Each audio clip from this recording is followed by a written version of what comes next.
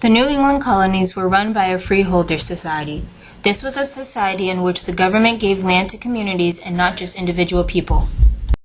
So a huge plot of land such as this one would be given to a community, and the community would then divide the land amongst their residents. But as you can see, the land was not divided equally. So although the idea of a freeholder society gave the impression of equality, it was not totally equal. However, the land was still more evenly distributed than land in the South. New Englanders tried to stay away from allowing people to monopolize the land because they didn't want competition between individuals. Instead, they were aiming for their lives to be shaped by social harmony and spiritual grace. Politics in New England were like politics in any of the other colonies, run by the wealthy. The government was primarily occupied by wealthy white males, and thus it was elite white men who controlled the government. But even more than that was the fact that the people who held the most power were also the ones who were very grounded in the Puritan religion. Therefore, it was a mix of religion and politics that formed the New England government and its policies. The Puritan society believed that men and women were spiritually equal and that women were necessary for the economy, but women were still not equal to men socially or politically. For that reason, anyone who was to be a politician had to be a male.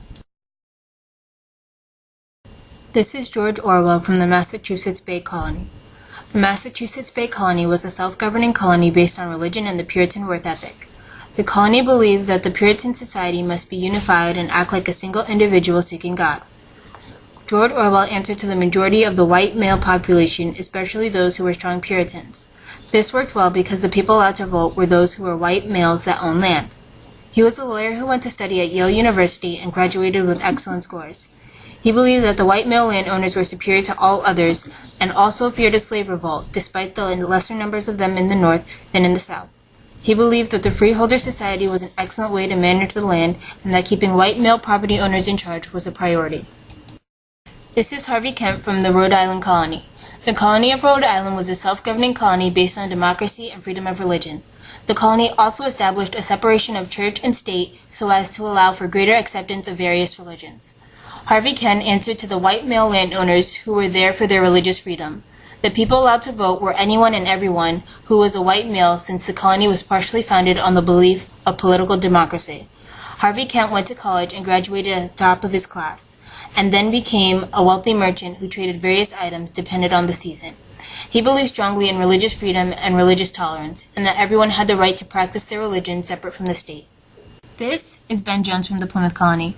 The colony of Plymouth was also a self-governing colony based on religion, just like the Massachusetts Bay Colony. The colony believed that the Native American village in which they settled had been cleared out for them by God. Since the Plymouth Colony was a place for pilgrims, they were the ones who voted. All white males were eligible to vote in the Plymouth Colony. The Plymouth Colony established that their government would be run by representatives, and that those representatives would be chosen annually by the free men. Ben Jones answered to the pilgrims in the Plymouth Colony and was a man who traded fish and furs for a living. Ben Jones believed that justice should be equally delivered to all people and that all trials should be tried by a jury. Although all three of these men were different people and politicians for different colonies, each of them would face similar questions from the colonists.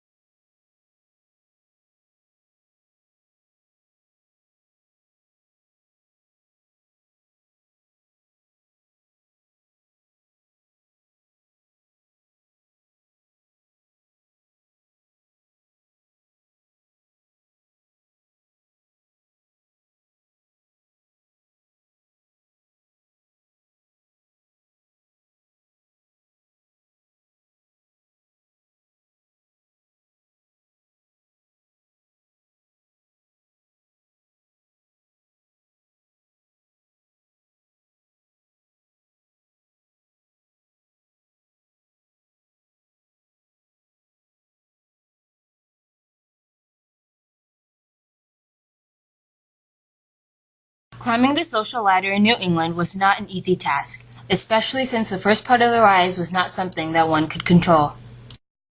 The first step in the clearest path to climbing the social ladder would be to be born in a wealthy family. But of course, it was not like one could choose which family they were born into. However, it was through this step that the second step was secured. Step 2 in the ascent on the social ladder would be to go to college and get an education. With a college education, one would have a better chance at pursuing pretty much any career path they chose. The third and final step in this climb would be to become a merchant. But not just any merchant. One would have to be a merchant that sold popular items such as fish and furs. Therefore, it would also be helpful if one lived at or near a port because this was where the most trading was done. However, some of these steps, like a college education and becoming a merchant, weren't options for the female population, so their clearest path to climbing the social ladder would be to marry a male who was close to the top of the social ladder. But if you were a black man, either slave or free, there was no chance that any of this could apply to you. You were at the bottom of the social ladder all the time and had no hope of moving up. Although the North is often credited with being more tolerant of black men than in the South, it is often forgotten that that doesn't mean blacks were treated fairly or equally. Their treatment in the North was far better than that in the South, there was no doubt about that, but race nonetheless remained a barrier in the North. And the same was true for ethnicity. The North was a very diverse region and thus was greatly tolerant of various ethnicities. But even so, ethnicity was used as one more way to keep the white male population on top. The North prided itself for being a place for religious freedom. The catch was that you had to be a Puritan. Many people saw this as a hindrance to their religious growth and moved elsewhere. Rhode Island was the one place in the North that truly allowed religious freedom and was tolerant of many religions as a result of this. Some people also moved to Pennsylvania in the Middle Colonies because they permitted freedom of religion as well.